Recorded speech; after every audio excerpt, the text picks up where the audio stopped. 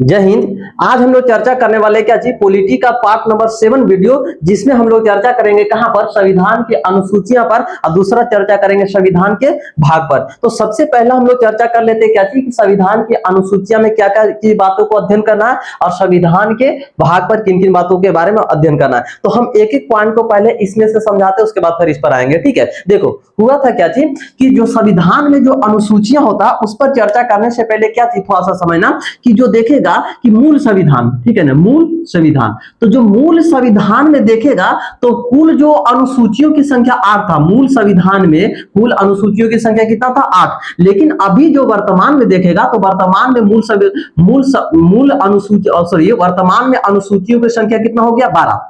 तो 12 जो देख रहा है तो ये तो पहले से 8 था, लेकिन इसमें से 4 को और ऐड किया गया। तो 4 को और ऐड किया, जो ऐड किया गया किसी ना किसी संविधान संशोधन के द्वारा ऐड किया होगा, ऐड किया गया होगा। ठीक है, जैसे इसमें हम चर्चा करेंगे तो सबसे पहला हो जाता 9वां, दूसरा 10वां, तीसरा 11 और चौथा क्या हो जाता 12। तो जो 9वीं अनुसूची देख रहा, 10वीं अनुसूची, 11वीं अनुसूची और 12वीं अनुसूची, इसको किसी ना किसी संविधान संशोधन के द्वारा क्या किया गया होगा? तो ऐड किया गया होगा। ठीक है, तो 9वीं अनुसूची पर जब हम चर्चा करें, एक बार देखो बातों को समझते हैं। हम क्या बोले, अभी चर्चा करें अनुसूचियां पर। अनुसूचियां बोले क्या चीज कि जो मूल संविधान में कितनी अनुसूची थे? 8। ऑब्जेक्टिव में सवाल पूछे कि मूल संविधान में कितनी अनुसूची? 8।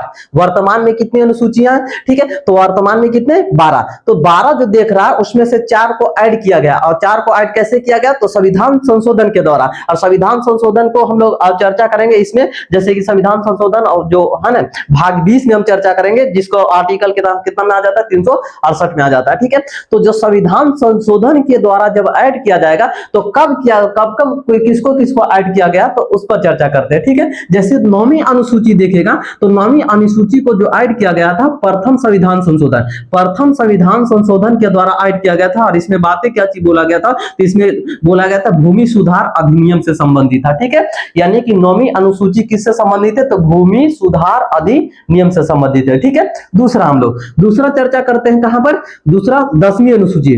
10वीं अनुसूची, 10वीं मतलब दल बदल। ठीक है ना, दल बदल, ई पॉइंट को याद रखना। ठीक है ना, दल बदल, दल बदल, 10वीं मतलब दल बदल। तो दल बदल जो कानून किससे संबंधित है? तो 10वीं अनुसूची। और जो दल बदल कानून कब लागू किया गया था, कब ऐड किया गया था? तो 52वां संविधान संशोधन 1985 के द्वारा जो दल बदल कानून लागू किया गया था। इसमें क्या होता है, बातों को समझना। दल बदल कानून कहने का मतलब क्या होता है कि जैसे मान लो कि कोई भी पार्टी है, ठीक है, जैसे मान लेते हैं आप लेकर चलते हैं, ठीक है ना, है ना, आम जनता, हाँ, आम आदमी पार्टी। तो आम आदमी पार्टी का मान लो क्या चाहिए कि 10 सदस्य है, ठीक है ना। तो 10 सदस्य में क्या होता है कि किसी कारणवश से, ठीक है ना, किसी कारणवश से एक सदस्य बीजेपी में शामिल हो जाए, बीजेपी में शामिल हो जाए तो इसकी सदस्यता क्या होती हो जाएगा? रद्द हो जाएगी। ठीक है, एक वो शामिल होगा तब। लेकिन इसमें से 2/3 शामिल हो जाए, जैसे अभी क्या चीज किया गया था, राघव चोड्डा 2/3 सदस्यों को लेकर बीजेपी में शामिल हुआ था। तो 2/3 कहने का मतलब क्या होगा कि इसमें से 6 सदस्य क्या होता है कि जब बीजेपी में शामिल होता है तो इसकी सदस्यता रद्द नहीं की जाएगी। यदि जो राघव चड्ढा अकेले बीजेपी में शामिल होता तो उसकी सदस्यता क्या हो जाता? रद्द हो जाता। लेकिन इसमें से 2/3 सदस्यों को लेकर गया था, जिसके कारण से उसकी सदस्यता रद्द नहीं हुआ था। ठीक है, तो वही जो दल बदल कानून कब लाया गया था? तो 52वां संविधान संशोधन 1985 में। ठीक है, ये पॉइंट समझ में आ गया होगा। ठीक है, अब जो 11वीं अनुसूची देख रहा है, 11वीं अनुसूची को हम लोग बोलते हैं, इसको जो ऐड किया गया था 73वां संविधान संशोधन 1992 के द्वारा, आई जो किससे संबंधित है? तो पंचायती राज व्यवस्था से। ठीक है, और पंचायती राज व्यवस्था में देखेगा तो टोटल कितने विषयों को शामिल किया गया? 29 विषयों का। ठीक है, और उसी प्रकार 12वीं अनुसूची में देखेगा तो इसको 73वां और इसको 74वां संविधान संशोधन, 74वां संविधान संशोधन 1992 के द्वारा नगर पालिका को शामिल किया गया था। इसमें टोटल देखेगा तो टोटल जो विषयों की संख्या कितना है? 18 है। टोटल विषयों की संख्या कितना है? 18 है। तो ये जो यानी कि 11वीं अनुसूची किससे संबंधित हो जाएगा? पंचायती राज व्यवस्था से। और जो 12वीं हो जाएगा नगर पालिका से संबंधित। इसको कितना में? मतलब 73वां संविधान संशोधन 1992 और इसको 74वां संविधान संशोधन 1992 के द्वारा ऐड किया गया था। इसमें जो विषयों की संख्या कितना? 29 है और इसमें जो विषयों की संख्या कितना है? 18 है। ठीक है, देखो इस सभी बातों को हम एक बार फिर से है ना तो याद करवाने की कोशिश करते हैं। ठीक है, हम क्या बोले, हम चर्चा कहां पर कर रहे हैं? उन अनुसूचियां पर। जो मूल संविधान में कितने अनुसूची थे? 8। 4 को क्या चीज किया गया, ऐड किया गया। अभी वर्तमान में कितने हैं, तो 12। ठीक है, तो 4 को जो ऐड किया गया किसी ना किसी संविधान संशोधन के द्वारा ऐड किया गया। ठीक है, तो उसमें सबसे पहला संविधान संशोधन था यानी कि पहला संविधान संशोधन 1951 के द्वारा 1951 के द्वारा भूमि सुधार अधिनियम से संबंधित था, जिसको अनुसूची 9वीं अनुसूची को जोड़ा गया। 10वीं अनुसूची में दल बदल है, 10वीं अनुसूची मतलब दल बदल, इसको कब लागू किया गया, 52वां संविधान संशोधन 1985 के द्वारा। तीसरा हम क्या बोले, 11वीं अनुसूची, 11वीं अनुसूची को कब लागू किया गया, 73वां संविधान संशोधन 1992 के द्वारा। तो 11 में क्या है, पंचायती राज व्यवस्था। ठीक है, 12वीं संविधान संशोधन, 12वीं में 74वां संविधान संशोधन 1992 के द्वारा नगर पालिका को शामिल किया गया, जिसमें कितने विषयों की संख्या कितने, 18, पंचायती में 29 है। ठीक है, देखो अब जो आगे जो हम लोग चर्चा क्या चीज करते हैं, अब आगे चर्चा करते हैं। देखो इस समय एक और पॉइंट याद रख लेना कि 9वीं अनुसूची जब जोड़ा जा रहा था उस समय के प्रधानमंत्री कौन था, तो प्रधानमंत्री कौन हो जाएगा, तो जवाहरलाल नेहरू जी। ठीक है ना, जवाहरलाल नेहरू जी है ना, भारत के प्रथम प्रधानमंत्री कौन थे, तो जवाहरलाल नेहरू जी। ठीक है, दल बदल जब कानून लागू किया जा रहा था उस समय प्रधानमंत्री कौन थे, तो राजीव गांधी। ठीक है ना, राजीव गांधी। और जो 11वीं अनुसूची देखेगा तो इसमें था मोरारी जी देसाई। ठीक है ना, मोरारजी देसाई। ठीक है ना, तो ये तीनों पॉइंट और 4-5 पॉइंट जो आसानी से समझ में आ गया होगा। ठीक है ना, चलो ठीक है। अब देखो ध्यान दो, ये तो जो अभी 4 को ऐड किया गया उसको समझे। ठीक है, अब एक क्या करते हैं कि जो 8 अनुसूचियां उसको एक लय से हम समझने की कोशिश करते हैं। ठीक है, तो जिसमें हम लोग लेकर चलते हैं क्या चीज, पहला अनुसूची। ठीक है ना, पहला अनुसूची, पहला अनुसूची में क्या चीज किया गया था, पहला अनुसूची में क्या चीज कि भारतीय राज्य तथा केंद्र शासित प्रदेशों के नाम तथा उसके क्षेत्रों में की जानकारी जो देता है, कौन देता है, प्रथम अनुसूची। मतलब भारतीय क्षेत्र में, जैसे मान लो क्या चीज हमारे पास इस प्रकार क्या है, भारतीय क्षेत्र है। ठीक है, इस प्रकार, तो भारतीय क्षेत्र में टोटल कितने 28 राज्य और 8 केंद्र शासित प्रदेश है। ठीक है, तो 28 राज्य और 8 केंद्र शासित प्रदेशों की जो जानकारी मिलता है, किससे मिलता है, तो प्रथम अनुसूची हमें बताती है कि हमारे भारत देश में कितने राज्य है, तो 28 राज्य और 8 केंद्र शासित प्रदेश, जिसके नाम और उसके है ना, नाम और उसके क्षेत्रों के बारे में जानकारी देता है प्रथम अनुसूची। ठीक है, दूसरा हम लोग समझते हैं। दूसरा को कैसे याद रखेंगे, दूसरा क्या चीज याद रख लेंगे, इसको वेतन के द्वारा। और तीसरा जो हम लोग याद कैसे रखेंगे, शपथ के द्वारा। ठीक है ना, तो भारतीय राज्य व्यवस्था में विभिन्न प्रकार की क्या है, पदाधिकारी है, विभिन्न प्रकार की क्या चीज है, पदाधिकारी। ठीक है, तो विभिन्न प्रकार के जो पदाधिकारी है तो उनके पहले वेतन, जैसे वेतन, और दूसरा क्या चीज, शपथ। तो यानी कहने का मतलब ये जो वेतन हो जाएगा दूसरा में, और तीसरा में क्या हो जाएगा, तीसरा में शपथ। ठीक है, तो कहने का मतलब क्या हो जाएगा कि जो भारतीय संविधान के जितने भारतीय राज्य व्यवस्था में जितने भी पदाधिकारी है तो उन सभी पदाधिकारियों के वेतन और उसके शपथ के बारे में जानकारी, वेतन के बारे में जानकारी द्वितीय अनुसूची देता है, और तृतीय अनुसूची क्या चीज देता है, उनकी शपथ की जानकारी। ठीक है, जैसे इसमें लेकर चले तो राष्ट्रपति, उपराष्ट्रपति और अन्य अधिकारी है, तो राष्ट्रपति का आर्टिकल 60 के द्वारा क्या लिया जाता है, शपथ दिलाया जाता है। ठीक है ना, और शपथ किनके द्वारा दिलाया जाता है, तो सुप्रीम कोर्ट है ना, सर्वोच्च न्यायालय के मुख्य न्यायाधीश के द्वारा, सर्वोच्च न्यायालय के मुख्य न्यायाधीश के द्वारा। अब जेपी में सवाल पूछे कि तृतीय अनुसूची किससे संबंधित है, तो विभिन्न प्रकार के पदाधिकारियों के शपथ, जैसे राष्ट्रपति, तो राष्ट्रपति देखेगा तो सॉरी, इसमें जो विभिन्न प्रकार के पदाधिकारी है तो विभिन्न प्रकार के पदाधिकारी में राष्ट्रपति और उपराष्ट्रपति के अलग से, लेकिन और जितने भी पदाधिकारी उनके शपथ के बारे में जानकारी देता है तृतीय अनुसूची। लेकिन राष्ट्रपति और उपराष्ट्रपति को छोड़कर और बाकी दो तीन पदाधिकारी उनको छोड़कर विभिन्न प्रकार के पदाधिकारी का शपथ के बारे में जानकारी, इसी कारण से इसको हम यहाँ पर ऐड कर दिए। मतलब कि राष्ट्रपति को शपथ किनके द्वारा दिलाया जाएगा, तो आर्टिकल 60 के द्वारा, ना कि तृतीय अनुसूची के द्वारा। ठीक है, ये पॉइंट को थोड़ा सा ध्यान रखना। ठीक है ना, चलो ठीक है, देखो इसको कैसे याद रखेंगे। पहला तो राज्य तथा केंद्र शासित प्रदेशों के नामों और उसके क्षेत्रों के बारे में जानकारी मिलेगा, पहला तो आसानी से याद रखेगा। दूसरा पॉइंट कैसे याद रखेंगे हम लोग, दूसरा जैसे कोई भी काम करने के लिए जाता है, तो कोई भी काम करने के लिए जाता है तो पहले वेतन पूछता है कि वेतन कितना दीजिएगा। ठीक है, तो विभिन्न प्रकार के पदाधिकारी का वेतन, तब ने वेतन देगा तभी तो शपथ लेगा, मतलब पहले वेतन लेगा तभी तो शपथ लेगा। ठीक है, तो दूसरा द्वितीय में वेतन, पहले वेतन की जानकारी लेगा और फिर तृतीय में क्या चलेगा, शपथ लेगा, तृतीय में क्या चलेगा, शपथ लेगा। ठीक है, और किनको छोड़कर, राष्ट्रपति, उपराष्ट्रपति और अन्य जो कुछ है ना, अन्य कुछ पदाधिकारी जिनको छोड़कर है ना जी। इसमें ध्यान रखना क्या चाहिए कि जिसका भी आर्टिकल के द्वारा शपथ दिलाया जाएगा उसको तृतीय अनुसूची में नहीं डाला जाएगा, ठीक है। ये बातों को थोड़ा सा ध्यान रखना, ठीक है। जैसे राष्ट्रपति क्या तृतीय अनुसूची के द्वारा शपथ लेंगे? तो नहीं, ठीक है ना। इसको छोड़कर राष्ट्रपति आर्टिकल कितने के द्वारा शपथ लेते हैं? 7 के द्वारा। और राष्ट्रपति को शपथ कौन दिलाता है? तो सर्वोच्च न्यायालय के मुख्य न्यायाधीश दिलाते हैं, ठीक है ना। चलो ठीक है, तो ये बात हमारे हिसाब से समझ में आ गया होगा। अब चौथी अनुसूची पर चर्चा करते हैं। तीसरा हम लोग चर्चा कर चुके हैं, अब चौथी में क्या बोलता है कि राज्यसभा में सीटों का आवंटन, ठीक है। जैसे देखिएगा, ध्यान देना, जैसे हम जानते क्या चाहिए कि हमारे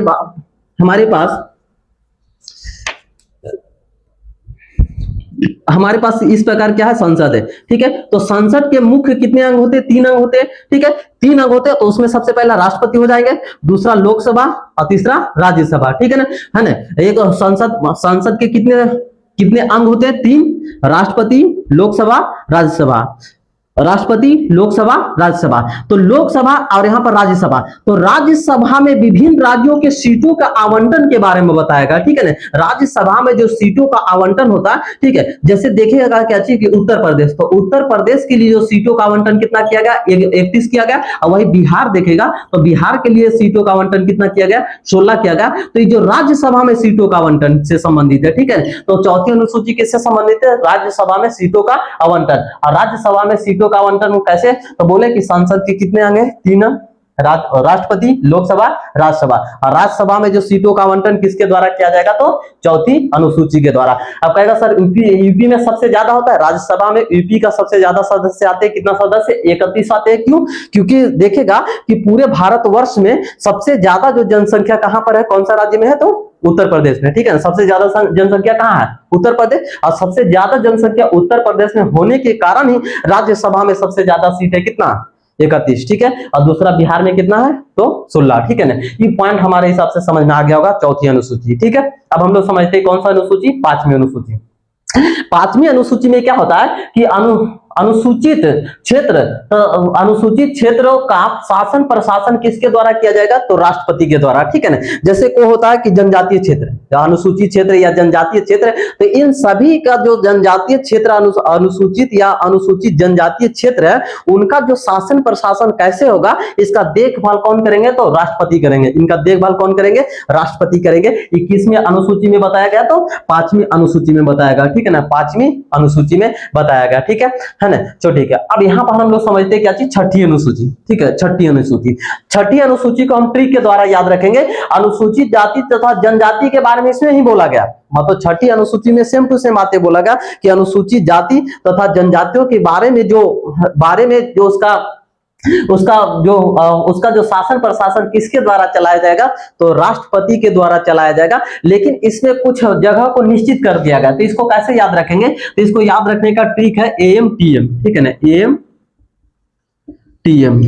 ए से हो जाएगा असम, एम से हो जाएगा मेघालय, टी से त्रिपुरा, एम से हो जाएगा मिजोरम, एम से मिजोरम। AM-TM, ए से मतलब असम, म से मेघालय, है ना। यहां पर देखेगा तो ये असम वाला क्षेत्र है, यहां पर मेघालय वाला क्षेत्र है, यहां पर त्रिपुरा वाला क्षेत्र है, और फिर उसके बाद मिजोरम, तो त्रिपुरा, मिजोरम। तो ये जो 4 राज्य देख रहा है, ये चारों राज्यों के अनुसूचित जाति तथा जनजातियों के बारे में जो है ना, जनजातियों के बारे में शासन प्रशासन व्यवस्था किनके द्वारा किया जाएगा? तो राष्ट्रपति के द्वारा किया जाएगा। यही बताता है छठी अनुसूची, ठीक है ना। छठी अनुसूची यही बताता है। अब इसमें ऑब्जेक्टिव में सवाल दे देगा कि इसमें कौन शामिल नहीं है, ठीक है। इसमें ऑप्शन में दे दिया जाए जैसे पश्चिम बंगाल, तो पश्चिम बंगाल इसमें क्या अनुसूचित छठी अनुसूची में शामिल है? तो नहीं है, तो इसको नहीं क्लिक करेंगे, ठीक है ना। ऑब्जेक्टिव में सवाल ऐसे पूछ सकता है कि निम्नलिखित में से किन किन राज्यों का शासन प्रशासन व्यवस्था राष्ट्रपति के द्वारा चलाया जाता है? तो ऑप्शन में ये 3 को दे देगा, वो पश्चिम बंगाल ऐड कर देगा, तो पश्चिम बंगाल इसमें नहीं है। ये बातें को थोड़ा सा ध्यान रखना।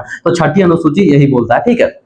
अब देखो ध्यान दो, इसमें जो अगला जो अनुसूची हो जाता है 7वां अनुसूची, ये बहुत इंपॉर्टेंट अनुसूची हो जाता है, ठीक है। देखो 7वां अनुसूची क्या होता है कि 7वें अनुसूची में 3 प्रकार की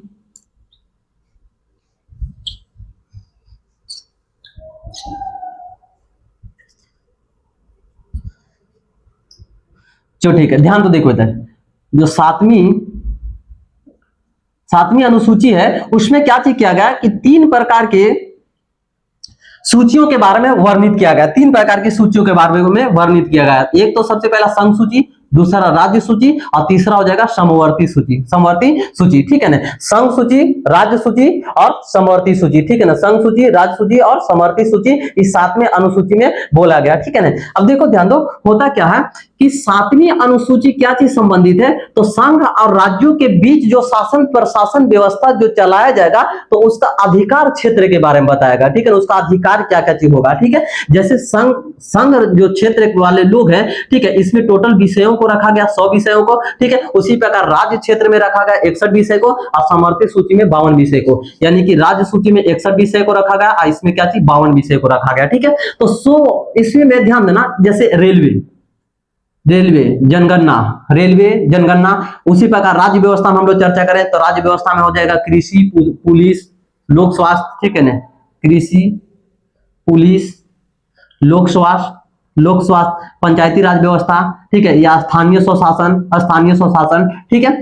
और 52 में हम लोग चर्चा करेंगे तो इसमें 1 हो जाएगा शिक्षा होगा, 1 और शिक्षा, ठीक है। देखो पॉइंट को समझना, 7वीं अनुसूची में क्या चीज किया गया कि संघ और राज्यों के बीच क्या चीज किया गया कि उसका अधिकार क्षेत्र का बंटवारा किया गया। अधिकार क्षेत्र में बंटवारा क्या चीज किया गया कि संघ क्षेत्र में टोटल 100 विषयों को शामिल किया गया, राज्य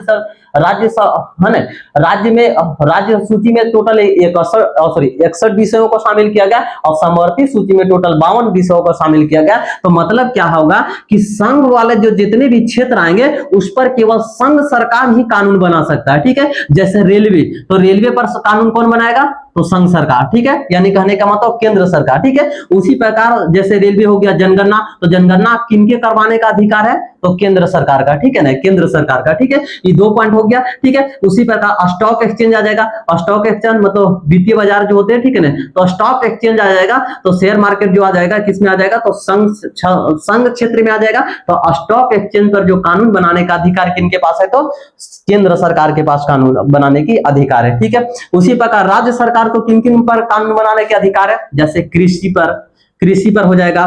फिर पुलिस जैसे कि देखा होगा कि बिहार पुलिस है ना, अलावा फिर देखेगा उत्तर प्रदेश पुलिस। तो अलग अलग राज्यों में जो पुलिस पर जो कानून बनाने का अधिकार किनके पास है, तो राज्य सरकार के पास है, ठीक है। इसी कारण से देखा जाता है कि पुलिस लेवल पर जैसे डीएसपी लेवल पर जो ना मुख्यमंत्री उसको क्या चीज कर दिया जाता है, नियुक्त कर दिया जाता है जब खेल से कोई व्यक्ति है ना जाता है तब, ठीक है ना। और तो उसको है ना नियुक्त करने का अधिकार राज्य सरकार के पास है, तभी ऐसा कर रहा है। और नियुक्त करने का अधिकार टोटल 61 विषयों में वो पुलिस भी एक प्रकार के विषय आते हैं, ठीक है।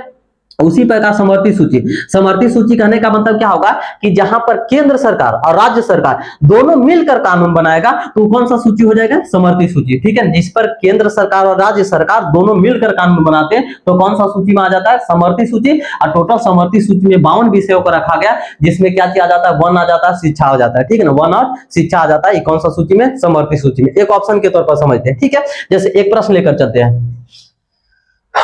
निम्नलिखित में से किस पर कानून राज्य सरकार बना सकती है, ठीक है ना। सबसे पहला ऑप्शन में दे दिया जाए, ठीक है ना, जैसे जनगणना। ऑप्शन बी में दे दिया जाए, तो ये ऑप्शन ए हो गया। ऑप्शन बी में दे दिया जाए स्टॉक मार्केट, ऑप्शन सी में दे दिया जाए रेलवे, और ऑप्शन डी में दे दिया, ऑप्शन सी में मान लेते क्या चाहिए, ऑप्शन सी में 1 दे दिया जाए, ठीक है ना। और ऑप्शन डी में दे दिया जाए, ठीक है, ऑप्शन डी में दे दिया जाए कृषि, ठीक है ना। तो किस पर कानून बना सकता है राज्य सरकार, तो कृषि पर, ठीक है ना, क्योंकि कृषि किसके क्षेत्र में आते हैं, राज्य सरकार के अधिकार क्षेत्र में आते हैं, ठीक है। तो इसके कारण से राज्य सरकार इस पर क्या कर सकता है, कानून बना सकता है, ठीक है। तो वही बात यहाँ पर लिखा हो गया कि 7वीं अनुसूची में 3 प्रकार की सूचियां को है ना 3 प्रकार की सूचियां ऐड किया गया, संघ सूची, राज्य सूची, समवर्ती सूची। संघ सूची में टोटल कितने विषय, 100 विषय, रेलवे, जनगणना, विदेशी मामले जितने भी होते हैं और स्टॉक एक्सचेंज, ये सब किस में आ जाएगा, तो संघ सूची में। राज्य सूची में क्या किया जाता है, तो कृषि, पुलिस और लोक स्वास्थ्य और स्थानीय स्वशासन ये सब किस में आ जाएगा, राज्य सूची में। और समवर्ती सूची करने का मतलब जहां पर केंद्र सरकार और राज्य सरकार दोनों मिलकर कानून बनाएंगे तो किस में आ जाते हैं, समवर्ती सूची में। और समवर्ती सूची में टोटल 52 विषय, जिसमें शिक्षा हो जाएगा 1 हो जाएगा, मापतौल हो जाएगा। और शिक्षा 1 और मापतौल ये सब 146वें संविधान संशोधन 1976 के द्वारा इसको ऐड किया गया था, शिक्षा और वन और मापतौल। ठीक है, ये पॉइंट को थोड़ा सा याद रखना कि शिक्षा किससे संबंधित है। तो शिक्षा कौन सा किससे संबंधित है, तो हम लोग समवर्ती सूची पर है ना क्लिक करेंगे हम लोग समवर्ती सूची को। ठीक है, तो ऑप्शन में सवाल बहुत प्रकार से बना सकता है, जैसे बोलेगा क्या चीज कि निम्नलिखित में कौन समवर्ती, कौन किस पर केंद्र सरकार राज्य सरकार दोनों मिलकर कानून बना सकता है। तो जैसे हम लोग लेकर चलते हैं शिक्षा, तो शिक्षा पर केंद्र सरकार और राज्य सरकार दोनों मिलकर कानून बना सकता है। ठीक है, तो ये हो गया सातवीं अनुसूची में विभिन्न प्रकार की सूचियों पर चर्चा की है। ठीक है ना, अब जो 8वीं अनुसूची किससे संबंधित है, राज्य भाषा से संबंधित है। ठीक है, 8वीं अनुसूची किससे संबंधित है, तो राज्य भाषा से संबंधित है। ठीक है, इसको थोड़ा सा हम इरेज करते हैं। ठीक है, चलो ठीक है, अब हम लोग चर्चा कहां पर करेंगे, 8वीं अनुसूची पर। ठीक है, अब हम लोग चर्चा कहां पर करेंगे, 8वीं अनुसूची पर।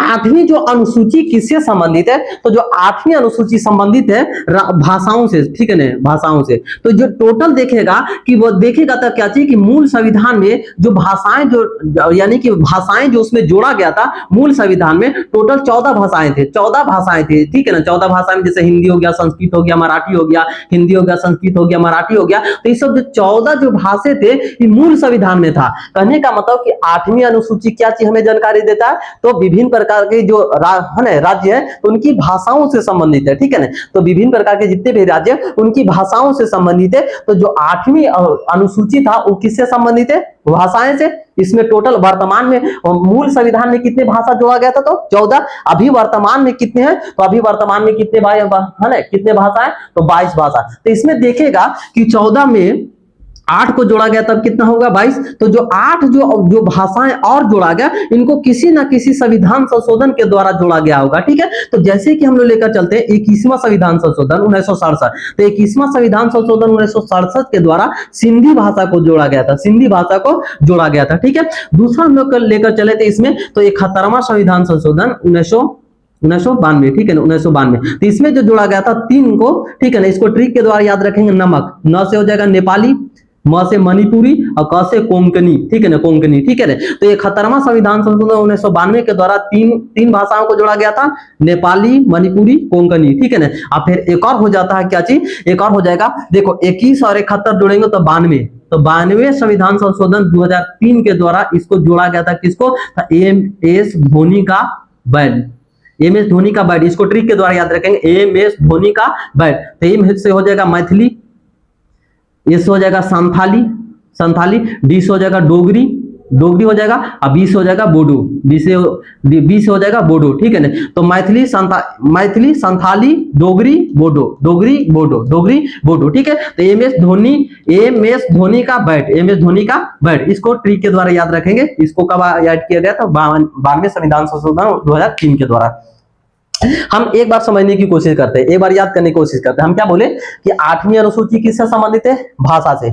मूल संविधान में कितने भाषा को जोड़ा गया था, तो 14। वर्तमान में अभी कितने हैं, 22 को क्या चीज किया गया, 22 में 22 है तो इसमें 8 जोड़ेंगे तभी तो 22 होगा। ठीक है ना, तो 8 को किसी न किसी संविधान संशोधन के द्वारा जोड़ा गया होगा। तो 8 में पहला संविधान संशोधन 21वां संविधान संशोधन 1967 के द्वारा जोड़ा गया सिंधी भाषा को।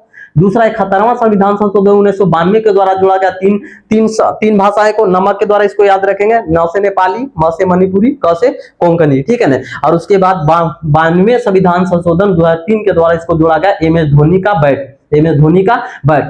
एम से मैथिली हो जाएगा, एस से संथाली हो जाएगा, डी से डोगरी हो जाएगा, और बी से बोडो हो जाएगा। ठीक है, तो इस प्रकार जो अभी हम लोग चर्चा कहां पर किए, संविधान की जितनी भी अनुसूचियां उस पर चर्चा किए। ठीक है ना, अब एक बार सभी बातों को हम एक बार क्या एक सूत्र में बांधने की कोशिश करते हैं। ठीक है, एकदम ध्यान से बातों को सुनते जाना। हम क्या क्या चीज बताए थे, सबसे पहले बताए थे संविधान की जो अनुसूचियां था उसमें मूल संविधान में 8 अनुसूची था, उसमें मतलब अभी वर्तमान में कितना है, 12। तो 4 गो किसी ना किसी संविधान संशोधन के द्वारा जोड़ा गया होगा। तो 4 गो में कौन जोड़ा गया, 8 तो इधर से, तो 9वां, 10वां, 11वां, 12वां। ठीक है ना, तो 9वां को प्रथम संविधान संशोधन के द्वारा जोड़ा गया। ठीक है, 1951 में है ना, 1951 में आई किससे संबंधित है, भूमि सुधार अधिनियम से संबंधित है। और इस समय जो प्रधानमंत्री था जवाहरलाल नेहरू जी थे। ठीक है ना, 1951 में जो संविधान है ना, जवाहरलाल नेहरू जी थे। ठीक है ना, जवाहरलाल नेहरू जी थे उस समय प्रधानमंत्री। 10वीं संविधान संशोधन के द्वारा किसको जोड़ा, 10वीं मतलब दल बदल, दल बदल अधिनियम, और वो कब लाया गया? तो 52वां संविधान संशोधन 1985 के द्वारा। इस समय प्रधानमंत्री कौन थे? तो राजीव गांधी जी, राजीव गांधी जी, ठीक है ना। फिर 11वीं संविधान संशोधन 11वीं अनुसूची में क्या चीज जोड़ा गया था? तो पंचायती राज व्यवस्था, जिसमें टोटल विषयों की संख्या कितनी थी? 29 थे, ठीक है। फिर 74 और 12वीं अनुसूची में किसको जोड़ा गया? नगर पालिका, और जिसमें विषयों की संख्या कितने? 18 है, ठीक है। फिर चर्चा की प्रथम अनुसूची। प्रथम अनुसूची किससे संबंधित है? तो जितने भी राज्य है और केंद्र शासित प्रदेश के उसके नामों के बारे में, नाम और उसके क्षेत्र के बारे में जानकारी देता प्रथम अनुसूची। दूसरा तीसरा को एक साथ याद रखेंगे। एक साथ कैसे याद रखेंगे? तो पहले कोई व्यक्ति वेतन पूछेगा कि कितना देंगे, उसके बाद फिर शपथ लेगा, ठीक है ना। तो पहले वेतन, तो विभिन्न प्रकार के पदाधिकारी को वेतन के बारे में चर्चा किया द्वितीय अनुसूची में। फिर हम क्या बोले? तब वो शपथ लेगा, तो शपथ लेगा तो विभिन्न प्रकार की पदाधिकारियों के शपथ के बारे में किसमें चर्चा किएगा? तृतीय अनुसूची में। लेकिन इसमें एक फैक्ट है क्या चीज, कि जो राष्ट्रपति उपराष्ट्रपति जिनके इसके बारे में चर्चा नहीं किया गया तृतीय अनुसूची में, इसमें चर्चा नहीं है। राष्ट्रपति का चर्चा है आर्टिकल 60 में, शपथ के बारे में चर्चा। 60 शपथ राष्ट्रपति शपथ किस आर्टिकल के द्वारा लेता है? तो 60 के द्वारा, ठीक है ना। तो फिर उपराष्ट्रपति के बारे में, ठीक है। अब चर्चा कहां पर की है? चौथी अनुसूची। चौथी अनुसूची किससे संबंधित है? तो राज्यसभा में सीटों का आवंटन। राज्यसभा में सीटों का आवंटन, तो राज्यसभा में सीटों का आवंटन सबसे ज्यादा उत्तर प्रदेश में कितना सीट है? 31 सीट है। और फिर बिहार में कितने सीट है? 16 सीट। 31 सीट सबसे ज्यादा उत्तर प्रदेश में क्यों है? क्योंकि उत्तर प्रदेश में सबसे ज्यादा जनसंख्या होने के कारण सबसे ज्यादा सीटों को दिया गया। तो वही राज्यसभा जो सीटों का जो आवंटन किया जाता है किसके द्वारा? चौथी अनुसूची के द्वारा। फिर चर्चा की पांचवी अनुसूची। पांचवी अनुसूची में क्या किया गया? कि अनुसूचित क्षेत्र तथा अनुसूचित है ना, अनुसूचित तथा अनुसूचित जनजाति जो क्षेत्र है उसमें शासन प्रशासन किसके द्वारा चलाया जाएगा? तो राष्ट्रपति के द्वारा। ये पांचवी अनुसूची। पांचवी अनुसूची या छठी अनुसूची दोनों सेम टू सेम है, इसमें सभी के लिए, लेकिन इसमें एक फिक्स है। इसमें जो राज्य, 4 राज्यों को फिक्स किया गया, जैसे ए से असम, एम से मेघालय, टी से त्रिपुरा, एम से Mizoram, am TM, am TM, am TM, Assam, Meghalaya, Tripura, Mizoram, ठीक है। राज्यों के अनुसूचित है ना, अनुसूचित जाति तथा जनजातियों के शासन प्रशासन किसके द्वारा चला जाएगा? तो राष्ट्रपति के द्वारा। इसको और इसको एक साथ याद रखेंगे, ठीक है ना। सातवीं अनुसूची में क्या चीज बोले? कि विभिन्न प्रकार के जितने भी था क्षेत्र उसको बांटने की कोशिश किया गया। बांटने की कोशिश मतलब क्या चीज? कि सबका शक्ति दिया गया। तो जैसे संघ सूची में जो विषय है 100 विषय, मतलब कि 100 विषय पर जब भी कानून बनाएगा तो संघ सरकार ही बनाएगा। 100 विषय कौन कौन है उसमें? इंपोर्टेंट विषय लेकर चले, रेलवे, जनगणना, विदेशी मामला, स्टॉक। इस पर जब भी कानून बनाएगा तो क्या चीज बनाएगा? तो संघ मतलब कि केंद्र सरकार के द्वारा ही कानून बनाया जाएगा। जैसे रेलवे हम लोग बना सकते हैं। रेलवे जैसे इंडियन रेलवे होता है, तो इंडियन रेलवे मतलब भारत सरकार का है, तो उस पर कौन कानून बनाएगा? संघ सूची, ठीक है ना। फिर जनगणना भी हो रहा है, चल ही रहा है, तो उस पर कानून कौन बनाएगा? तो है ना, कौन बनाएगा? तो संघ सूची के द्वारा, केंद्र सरकार के द्वारा, ठीक है। स्टॉक एक्सचेंज, स्टॉक बिहार का स्टॉक एक्सचेंज है नहीं है, ठीक है। जैसे बीएसई हमें बॉम्बे स्टॉक एक्सचेंज, ठीक है ना, एनएसई नेशनल स्टॉक एक्सचेंज, तो Bombay stock exchange, national stock exchange, उनको रेगुलेट करता है कौन करता है? तो संघ सरकार। तो किसमें आ जाता है? संघ सूची का विषय है, ठीक है। और इसमें टोटल 100 विषय है, लेकिन इंपॉर्टेंट यहाँ पर लिखे, ठीक है। फिर राज्य सूची। राज्य सूची में टोटल कितने विषय? 61 विषय। राज्य सूची का मतलब क्या है? कि जिस पर केवल राज्य सरकार ही कानून बना सकता है, उसमें किसी भी प्रकार से केंद्र सरकार कानून नहीं बनाएगा। जैसे कृषि हो गया, फिर पुलिस हो गया, लोक स्वास्थ्य। जैसा पुलिस देखा है, इंडियन पुलिस देखा है? इंडियन पुलिस नहीं, जब भी होता है तो बिहार पुलिस होता है, उत्तर प्रदेश पुलिस होता है। तो जो पुलिस वगैरह देख रहा है उस पर कौन कानून बनाएगा? तो राज्य सूची का विषय है, तो राज्य सरकार कानून बनाएगा, ठीक है। समर्थित सूची कहने का मतलब कि जहां पर केंद्र सरकार राज्य सरकार दोनों मिलकर कानून बनाएगा, तो ये कौन सा सूची में आ जाएगा? समर्थित सूची। टोटल की विषयों की संख्या कितना है? 52, ठीक है ना। तो जैसे शिक्षा 1 मापतौल, शिक्षा 1 मापतौल, ये सब किसका विषय है? तो समर्थी सूची का। इसमें ऑप्शन में सबसे इंपॉर्टेंट रहेगा 1 क्या चीज है? 1 जो देख रहा है, ठीक है, एक प्रकार की समर्थी सूची है, मतलब केंद्र सरकार और राज्य सरकार दोनों मिलकर इस पर कानून बनाएगा। 1 के विषय पर जब कोई चर्चा होगा तो केंद्र सरकार और राज्य सरकार दोनों मिलकर कानून इस पर बनाएगी, ठीक है। उसके बाद फिर 8वीं अनुसूची में चर्चा की तो भाषाओं के बारे में। 8वीं अनुसूची किससे संबंधित है? भाषाओं से संबंधित है। और इसमें मूल संविधान में टोटल कितने भाषा थे? 14 भाषा को जोड़ा गया था, लेकिन अभी वर्तमान में कितने हैं? तो 22 भाषा, और 8 जो उसमें जोड़ा गया उसको किसी ना किसी संविधान संशोधन के द्वारा जोड़ा गया होगा। तो उसमें सबसे पहला संविधान संशोधन और 21वां संविधान संशोधन 1967 के द्वारा सिंधी भाषा को जोड़ा गया। फिर 71वां संविधान संशोधन 1992 के द्वारा तीन भाषा को जोड़ा गया। इसको नमक के द्वारा याद रख लेंगे, नेपाली, मणिपुरी और कोंकणी, ठीक है। और फिर देखेगा क्या चीज कि एक 52 में इसको जोड़ेंगे। देखो 21 और 71 जोड़ेंगे तो क्या होगा 92। अब 92 संविधान संशोधन 2003 के द्वारा चार भाषाओं को जोड़ा गया, जिसको याद रखेंगे। एम एस धोनी का बैट, एम एस धोनी का बैट। ए मतलब मैथिली, एस मतलब संथाली, डी मतलब डोगरी, बी मतलब बोडो। ठीक है, तो ये सभी देखे था। अभी हम लोग चर्चा केवल किस पर किए, तो संविधान की अनुसूचियां पर। ठीक है ना, तो ठीक है।